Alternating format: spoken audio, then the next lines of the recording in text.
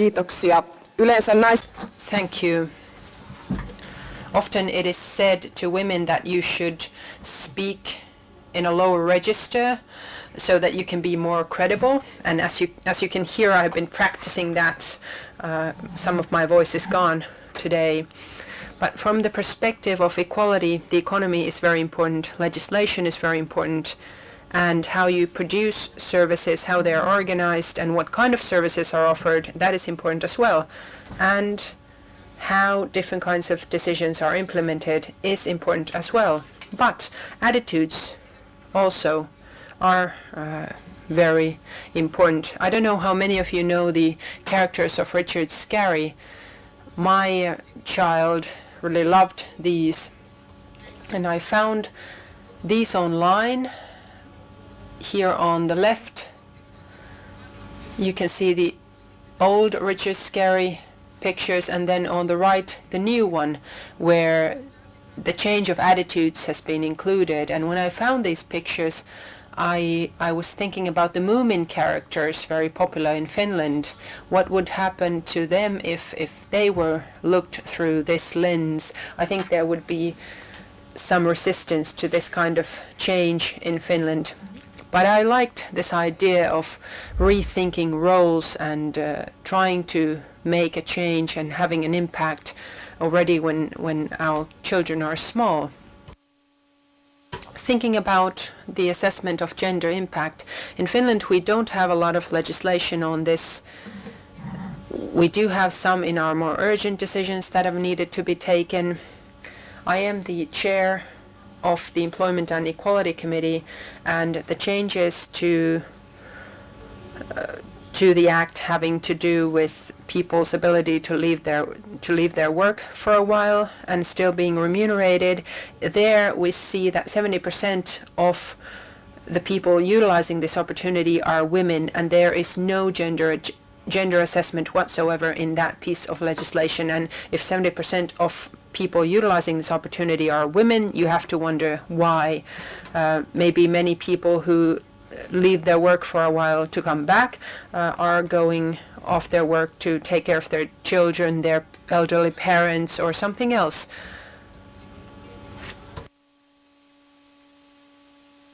Maybe in a man's profession you don't need such a break from your work, or maybe you don't have these kinds of care responsibilities that many women have. So when we make these decisions, when we make changes, it would be very important to know what the gender impacts are. But for this piece of legislation, there was no gender impact assessment made. Another piece of legislation is the liberalization of the opening times of shops. And this has a huge impact on women as well, because many people working in that industry are women, but there is no gender impact assessment made either.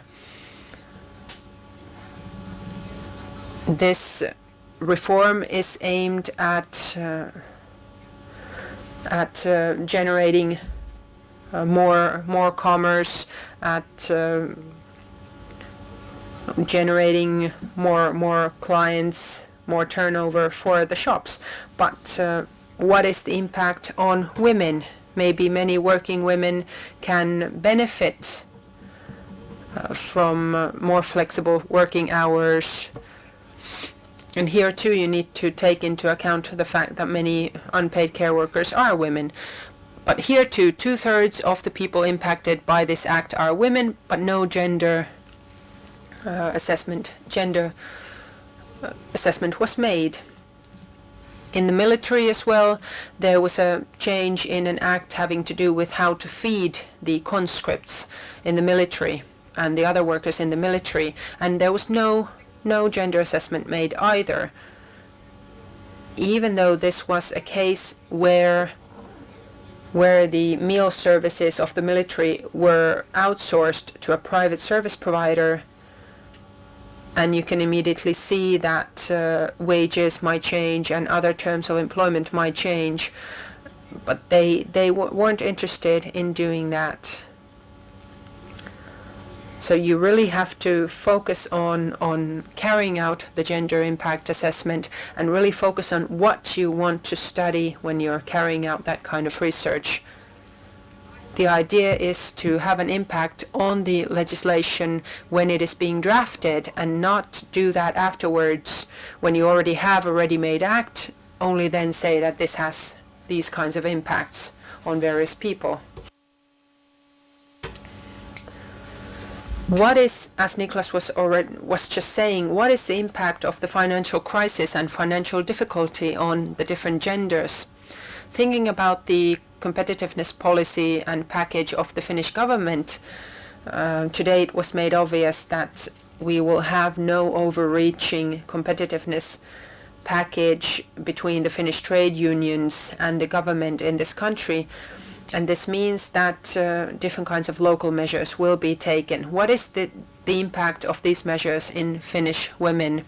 I think this means that we are, and the government aims to save public cost and outsource some of that cost to the private sector to be able to promote employment and support competitiveness. And it's often true that if you want to make savings in the public economy, you must focus on public services. You don't always need to do this through savings. You could also generate more income, maybe come up with new taxes and other things. But in this competitiveness package of the Finnish government, they are saying that they want to make savings in the public sector to move that money to the private sector. From the perspective of women and men, how do we work? We know that more men work in the private sector and more women in the public sector, and this is especially true for the municipalities. Looking at the distribution of income, you can see that we are moving money and resources from low-wage women to higher-paid men. So when we are in a financial crisis, when the savings hit, women are hit the hardest. The first subsidies go out to the industry, so they go out to men, and the savings are targeted at women. Earlier, when the unemployment rates in Finland improved, they were due to the fact that more women were being employed by the service sector, but now the situation will be very much different. So you can see that money is basically being moved from women to men, to the better paid fields. What does this mean for the distribution of income for different sectors and different genders? I think we need more research on this, better data. Looking at the measures of the competitiveness package of the Finnish government, we have different kinds of holidays in Finland that fall on weekdays. People didn't used to work during these holidays, but now they have to, based on this decision taken by the Finnish government, and this will hit women more as well.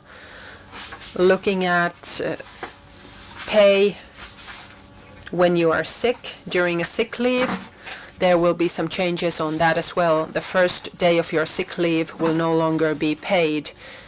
Women are on average away from work for 11 days and men only 9. So you can see that gender exists here as well. The absences from work fall on different sectors quite differently.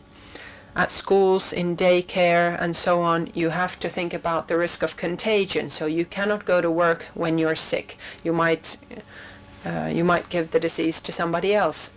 But in industry, for example, in male-dominated areas, they can maybe go to work when they're sick. We have a draft from the government that is now being consulted upon, but no gender equality assessment is being made in figures on to see how this would touch upon men and women. Thinking about your holiday pay, the next reform of the Finnish government, this will have a different impact on men and women as well. Shortening people's annual holidays, annual vacations, this will have an impact as well. I think male-dominated fields have been more generous. public sector has had longer holidays but lower wages, and vice versa for the private sector. So the overall benefit has been reaped by the public sector. Although they have earned less, they have had longer vacations. But now if we are cutting vacation time, then I think we are punishing women as well. This doesn't seem like a gender issue when you look at it at first glance. It doesn't look like a gender issue, but it is. You have to really look at these issues to see what are the gender impacts. Are there several impacts, several things that you are making decisions upon that are hitting women? I think that is necessary when drafting such reform. This is a quote from the draft legislation saying that we want to lower employment costs, and this will improve employment in the private sector and will improve employment in general. And this will go towards funding the social security payments of private employers. Another thing that will have to do with fixed term employment in the future and will have an impact on the different genders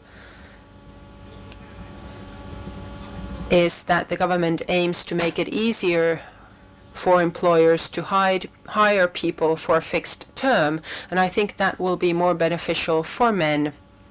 Let's compare this with the changes in daycare, for example, subjective right to daycare. We might have women who are only temporarily employed, and when they are employed they can send their children to daycare, but when they are not employed they don't have that right. They have to keep their kids home. What will this mean for the women, for the work community that includes mainly women? What does that mean in the world of